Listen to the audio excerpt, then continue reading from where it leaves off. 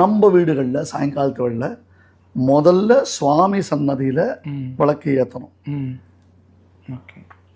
விளக்கை வெள்ளிக்கிழமை செவ்வாய்க்கிழமை தேய்க்க கூடாது. புரியுது. அதே சமயத்தில் விளக்குகள் அழுக்கா இருக்கக்கூடாது. மண் அகல்ல ஏற்றலாம், பித்தளை அகல்கள்ல ஏற்றலாம். மறுபடியும் சொல்றேன், ஒரு பொழுதும் கேண்டில் யூஸ் பண்ண வேண்டாம். நமக்கு அது இல்லை, வேற பர்பஸ்.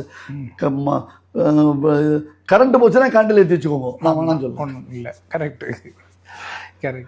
அது என்னுடைய பர்பஸ் அதுதான். அதனால அதை ஏற்றி வச்சுக்கோங்க. அந்த அகல்ல எண்ணெய் குத்தி, இப்போ எண்ணெயில் பலவிதமான பிராண்டெல்லாம் வருது, எனக்கு அதை பற்றிலாம் தெரியாது. நல்ல எண்ணெய் உண்டு. இப்போ இது நல்ல எண்ணெய் தான், விளக்கேற்றுற எண்ணெய் தான் சொல்லி தான் விற்கிறா. நிறைய பேர் அதை வாங்கி ஏற்றின்னு இருக்கா. அது இருக்கணும். பஞ்சு திரி இல்லை நூல் திரி போடணும், அதை போடணும். சுவாமி சன்னதியில் ஏற்றணும். ஒரு மனையோ ஒரு பலகையோ இல்லை கீழையோ ஒரு கோலம் போட்டு மற்ற அகல்களை அதில் வைக்கணும். சரியா? மனசுல தீபலட்சுமியை தியானம் பண்ணிட்டு அதில் ஒரு பூவை போடுங்க. ஒரு தட்டுல வெத்தலை பாக்கு வச்சுக்கோங்க. இந்த முதல்ல முக்கியமான விளக்குகளை ஏற்றிட்டு முடிஞ்சா இந்த விளக்குகளை இங்கேயே ஏற்றி எடுத்துன்னு போங்க. ஏன்னா அதுதான் நல்லது. அது கிழக்கை பார்த்தும் வடக்கை பார்த்தும் தான் திரி நுனி இருக்கணும். 5 முகம்னா அது பிரச்சனை இல்லை, 4 முகம் 5 முகம் அதெல்லாம் பிரச்சனை இல்லை. தெற்கு நோக்கி விளக்கு திருப்பி வைக்கக்கூடாது. கிழக்கு எந்த ஒரு நல்ல காரியம், எனக்கு கிழக்கு மேற்கு தெரியாது, நான் கிழக்கு மேற்கு பார்த்தே இல்லை, இதெல்லாம் தப்பு.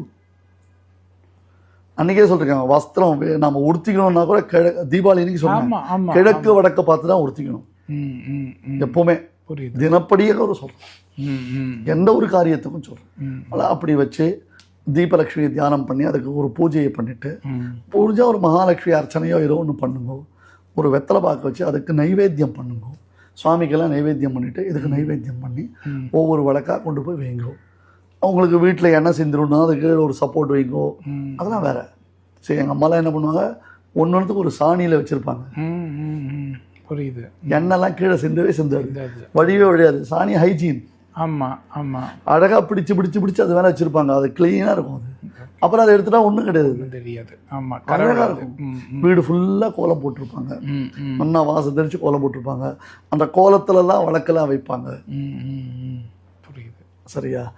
வழக்கு ஏத்தச்சே உங்களுக்கு எந்த ப்ராப்ளம் இருந்தாலும் அதை அந்த கோபத்தை வழக்கேற்றத்துல காமிக்காதீங்க. காட்டக்கூடாது. ஓகே.